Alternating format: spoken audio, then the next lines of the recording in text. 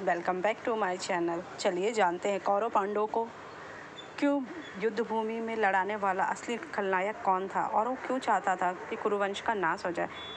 पांडव अंतिम समय तक युद्ध नहीं चाहते। दुर्योधन से हिचक रहा था, लेकिन एक ऐसा शख्स था जो लगातार उकसाता रहा, जिसने इस तरह की परिस्थितियां खड़ी कर दी कि भयंकर युद्ध छिड़ गया। भगवान चाह कर भी उसे ना रोक सके। महाभारत में ऐसे युद्ध की कहानी है जो हमेशा से इस देश के मानस में छाई रही है। ये युद्ध देश के महान युद्धों में गिना जाता है। इसमें कितने महान योद्धा भाग लिए थे, इसके बारे में हजारों सालों से पढ़ा जाता है।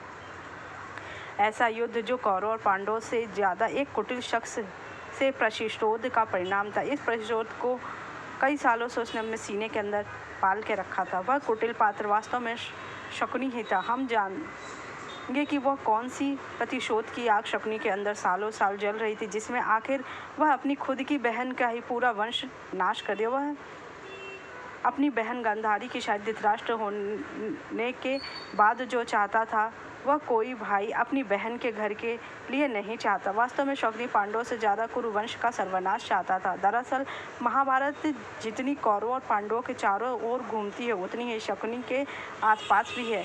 कौरवों और पांडवों के बीच जबरदस्त वैमनस्य पैदा करने और फिर इस झगड़े महाभारत जैसे युद्ध में तब्दील करने में शकुनी का ही हाथ था। जब महाभारत का युद्ध हुआ तो कुरुवंश का नाश तो नहीं हुआ, लेकिन हाँ, कौरवों का नाश जरूर हो गया। इस युद्ध में शकुनी खुद मारा गया, उसका बेटा उल्लूक भी नहीं बचा। शकुनी महाभारत का एक ऐसा पात्र है जो गांधारी का भाई है, दुर्योधन का मामा। वह अपनी सारी कुटिल चालें पासे और भांजे दुर्योधन के जरिए चलता है। वह खुद कुछ कभी नहीं करता है, लेकिन हमेशा वह दुर्योधन को आगे रखता है, क्योंकि धृतराष्ट्र उसे अंधा प्रेम करता है और धृतराष्ट्र के मन में वासा डालता है कि वही सम्राट, युवराज, राजा बनेगा। वह गांधार नरेश सुबल का बेटा था। जब गांधारी धृतराष्ट्र हुई तो शकुनी भी वहीं आ गया। वह दिल और दिमाग से कपटी और दुष्ट था। दुर्योधन ने शकुनी को अपना मंत्री नियुक्त कर लिया। शकुनी ने लगातार हमेशा ऐसा काम किया जिससे पांडव परेशान होते रहे। फिर महाभारत युद्ध में शकुनी ऐसे पांडव भाई ने किया जिसके सबसे कमज़ोर समझा जाता था। उसने शकुनी का वध कैसे किया।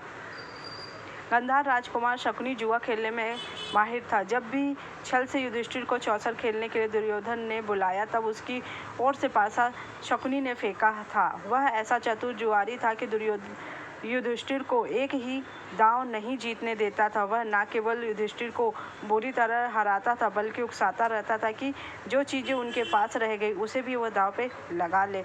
शकुनी ने दुर्योधन को ठीक सलाह नहीं दी। कहा जाता है कि गांधार नरेश ने राजनीतिक उद्देश्य के लिए धृतराष्ट्र से अपनी बहन की शादी कराई, लेकिन इस बेमेल विवाह को शकुनी कभी पसंद नहीं करता था। उसे लगता था कि कुरुवंश ने ऐसा करके उसका राज्य और परिवार दोनों की इज्जत छीन ली है। चूंकि कुरुवंश बहुत शक्तिशाली था, इससे सीधे मुकाबला करना कठिन था। फिर भीष्म अपनी ताकत से गांधारी को धृतराष्ट्र के लिए ब्याह लाए, इसलिए उसने कसम खाई कि वह उनका पूरा विनाश करके ही मानेगा। चलिए जानते हैं। दुर्योधन चूंकि शकुनी पर जबरदस्त विश्वास करता था, लिहाजा शकुनी के लिए कैसी भी साजिश करना आसान था। शकुनी की साजिश की वजह से पांडवों को पहले वनवास भोगना पड़ा, फिर द्रौपदी की इज्जत चीरहरण हुआ, इसके बाद महाभारत हुआ। शकुनी महाभारत में बहुत ही कुटिल व्यक्ति है। शकुनी ने ऐसा क्यों किया? चलिए।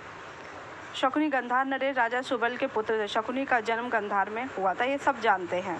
फिर क्या हुआ? जब गांधारी के ज्योतिषों ने गांधारी का भविष्य देखा तो उसकी शादी एक बकरे से करा दी और गांधारी को किसी प्रकार के प्रकोप से मुक्ति दिलाने के लिए उस बकरे को मार दिया गया। जब यह सच्चाई धृतराष्ट्र को पता चली कि गांधारी विधवा है, तो वह क्रोधित उठा। उन्होंने समझा कि गांधारी का विवाह पहले हो चुका है और उन लोगों ने उसके साथ छल किया, तो उसने उसके पूरे परिवार को जेल में, कारागार में डाल दिया और एक मुट्ठी अनाज देता था। एक मुट्ठी अनाज से सिर्फ एक ही व्यक्ति का पेट भर सकता था। तो सबने, राजा सुबल ने बीच में हड्डी बांधी और कहा कि जो इसे जोड़ देगा वही ये खाएगा। शकुनी बहुत चतुर था, उसने जोड़ दिया तो उसका पूरा अन्न उसने अपने इकलौते बेटे शकुनी को खिला दिया और शकुनी के पैर तोड़ दिए कि उसे हमेशा याद रहे कि उसे कुरुवंश का नाश करना। अगर आपको मेरी जानकारी अच्छी लगे तो मेरे चैनल को लाइक